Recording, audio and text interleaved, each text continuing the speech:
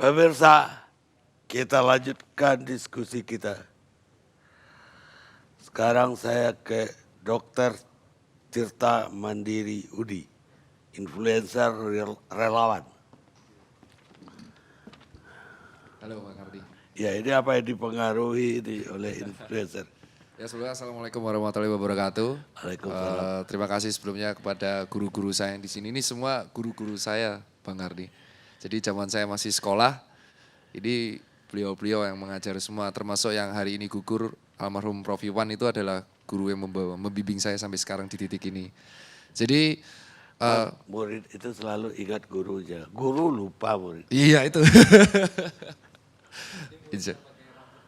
Iya pasti ingat tuh. Saya selalu murid Waktu rambutnya kuliah kan aneh-aneh. enggak? Apa? Waktu kuliah enggak begitu kan? Enggak sih, Pak Kratek aja sih Pak. Makanya. Biar dihafalin pasien, itu yang rambutnya kayak joker gitu kan. Jadi kalau Bang Karni izin saya cerita, ingin menjawab sedikit sih. Yang pertama peran saya di sini itu peran dokter itu ada ganda ya. Satu agen preventif, sekarang yang kedua adalah agen kuratif. Nah tadi Dokter Erlina dan Dokter Ronald tuh dan Prof udah cerita juga bahwa dokter di garda terdepan itu sekarang sebagai agen kuratif.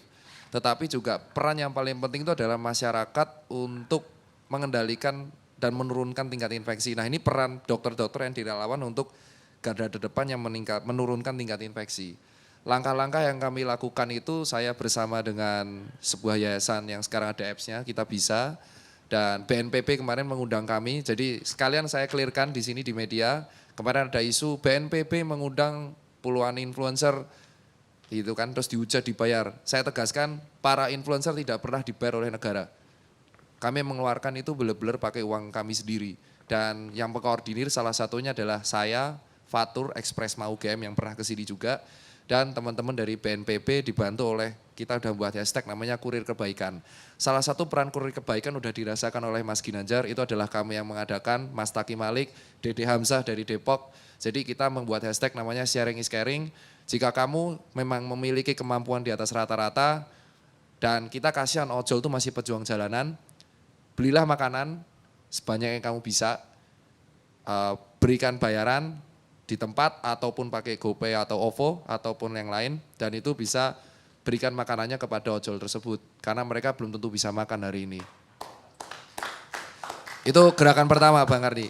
Gerakan kedua yang kita inisiatif itu adalah karena kami jujur saya sebagai dokter itu melihat kawan-kawan saya yang sekarang berjuang di puskesmas, lalu bukan hanya di RS pemerintah, sekarang ada di puskesmas, lalu di RSUD, RSUP, dan sekarang menyebar ke swasta, itu benar-benar mereka kasihan sekali Bang Karni.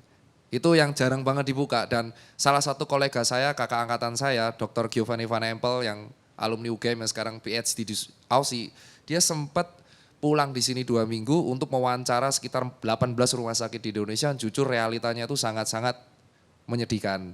Itu alasan ketika saya pulang tiap kali membagi berbuat aksi itu kadang merenung sendiri apa yang telah saya lakukan untuk membackup teman-teman saya di IGD. Banyak di antara mereka itu bertemu dengan pasien, seperti yang diceritakan Dr. Erlia itu sangat-sangat tepat sekali. Itu kita nggak punya perlindungan sama sekali. Ibarat kalau kita main PUBG itu, lawan kita pakai AWP, kita pakai panci Pak itu Pak. Jadi kita belum udah deng gitu kan, udah kena kepalanya. Jadi kita tuh melawan sesuatu yang nggak kasat mata. Kita hanya bermodal panci, tapi di luar kita tuh udah di headshot sama virusnya. Otomatis saya menerangkan kayak gini dengan bahasa yang awam ya, karena ini guru saya semua, mungkin teman-teman milenial apaan sih, pasti kayak gitu, tidur gitu kan. Jadi saya mencoba menerjemahkan apa yang diterangkan oleh guru-guru saya di depan di sini.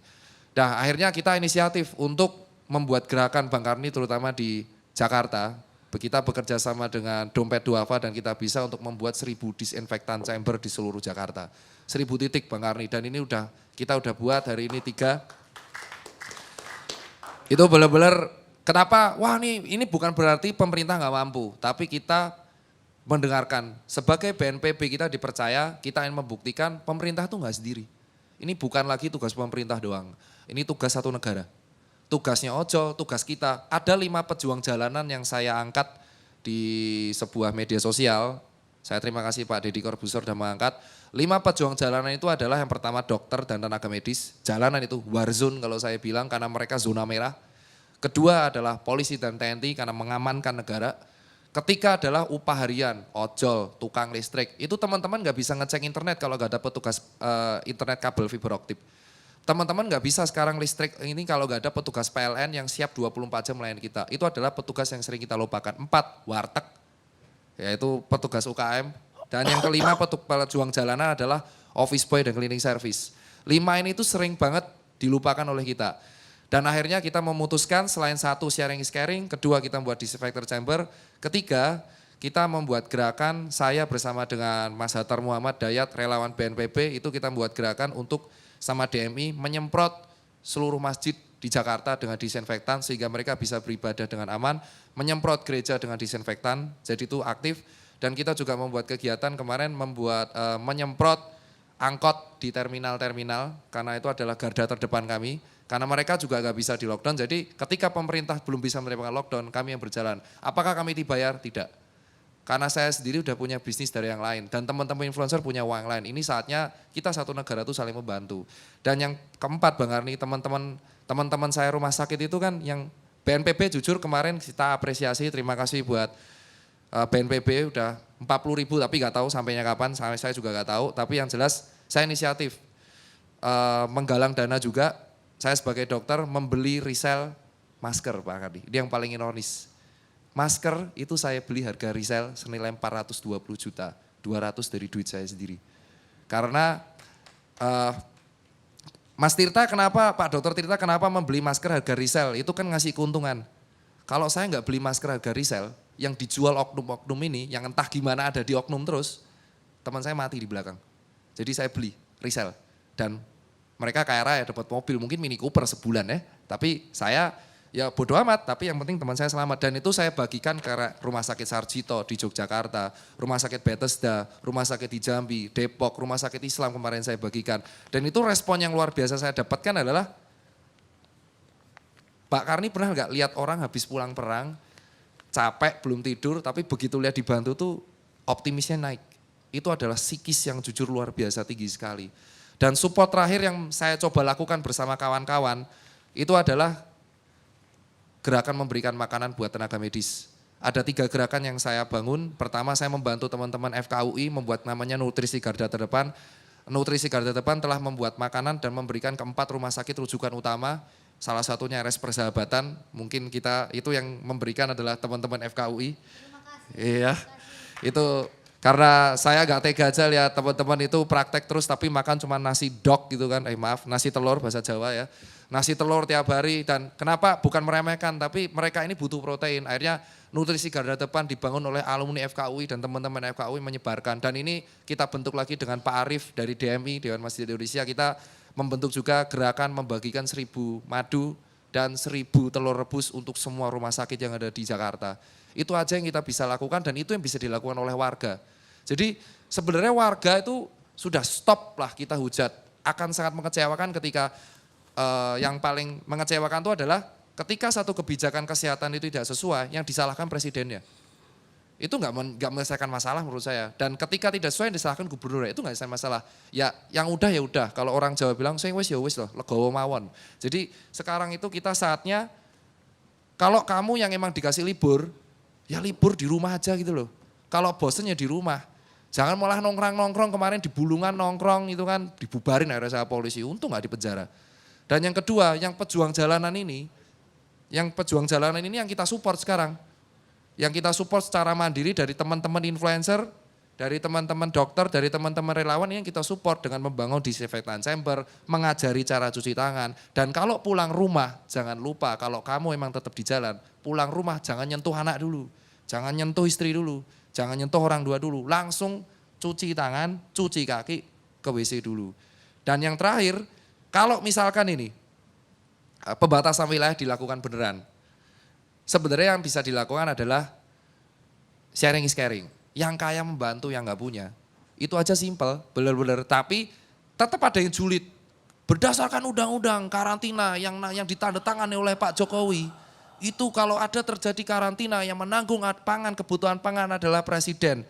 Ya emang, lah kau kira beli 2.000 ton beras itu gampang. Orang tuh kadang di media sosial bisa ngetik, tapi mereka nggak mikir impactnya ke depan kayak apa. Selama pemerintah itu butuh proses. Anggap aja pemerintah, oke, pemerintah sekarang ada maksud Pak Jokowi kemarin di media sosial ya Pak Fajrul, itu foto di gudang beras ya. Saya lihat itu Pak Jokowi foto saya sedang memperhatikan kebutuhan pangan di Indonesia. Itu sebenarnya adalah sebuah statement psikis bahwa nih loh kebutuhan pangan siap kalau sewaktu-waktu ada apa-apa. Nah, tapi pemerintah itu butuh proses.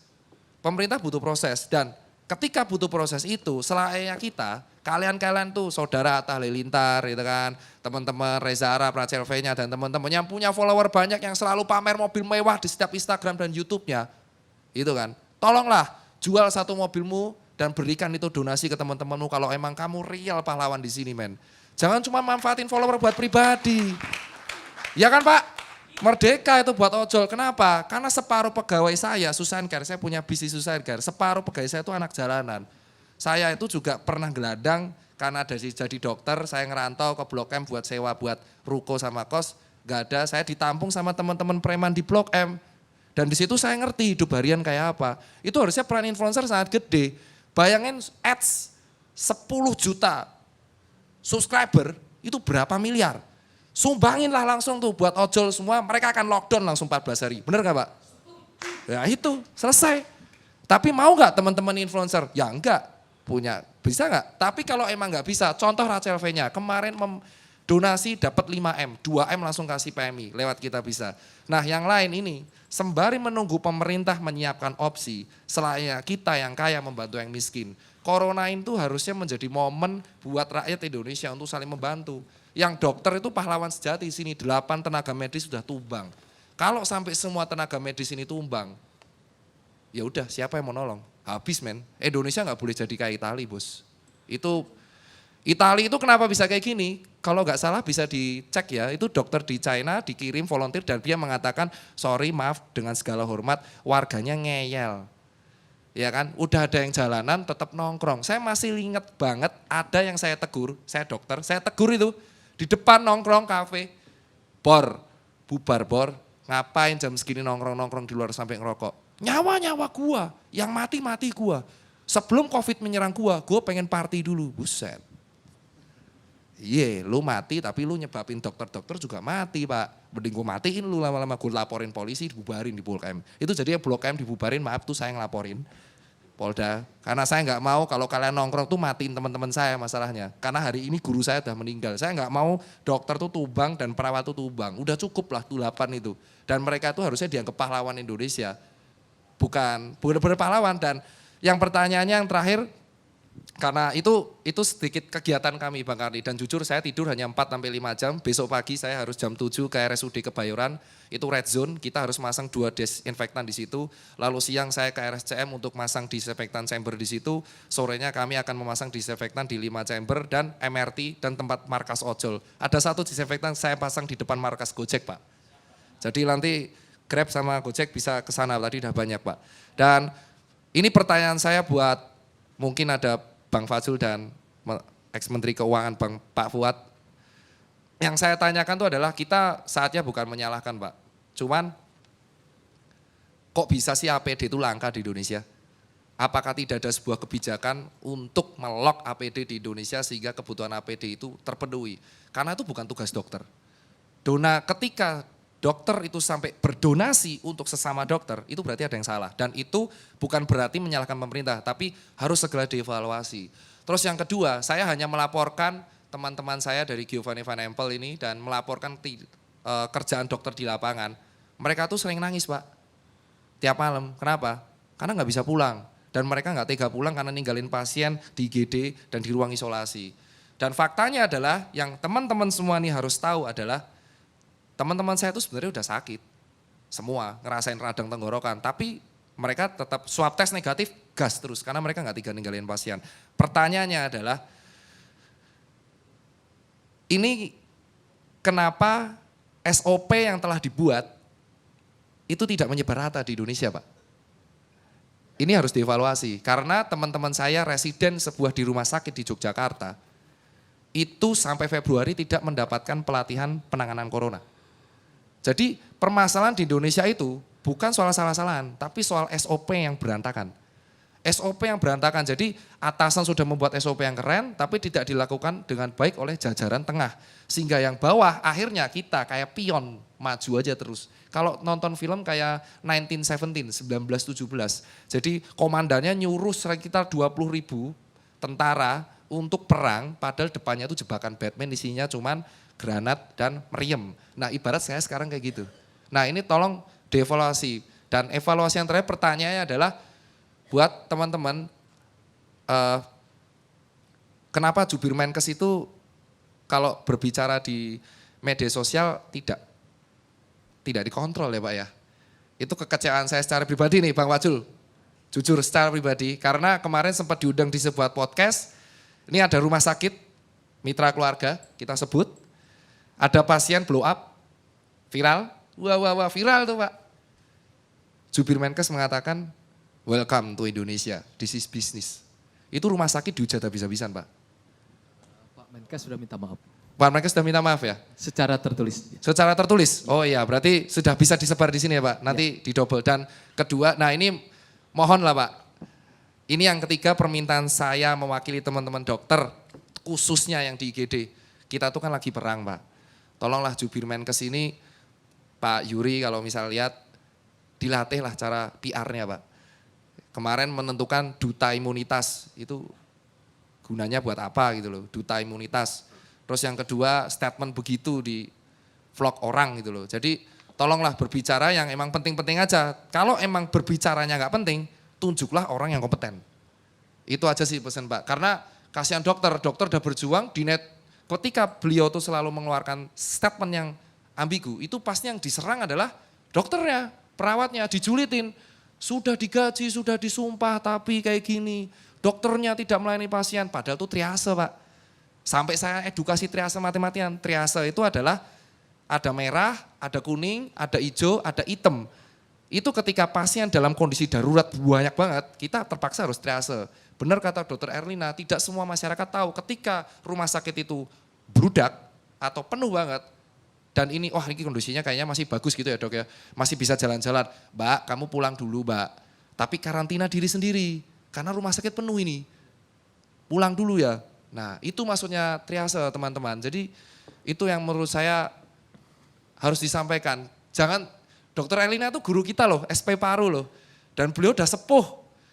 Beliau sepuh, kalau di guru besar nama bilang sesepuh. Sudah sesepuh tapi masih melayani pasien turun. Itu kayak, apakah dokter mudanya tidak ngapa-ngapain? Ini lebih gila lagi dokter muda ya. Jadi kemarin di Twitter yang mengatakan bahwa dokter muda tidak ngapa-ngapain itu saya pengen jitak gitu kepalanya itu ya. Karena jujur dokter mudanya itu dokter di Bintaro umur 36 tahun gak ada. Tita, saya boleh nambah dikit? Iya dokter Helena. Ya jadi dokter-dokter muda di kami, jadi ada junior-junior saya itu berjibaku masuk ke ruang isolasi bergantian. Betul. Kemudian juga kami punya murid peserta PPDS atau residen yang sedang mengambil spesialis, mereka juga ikut.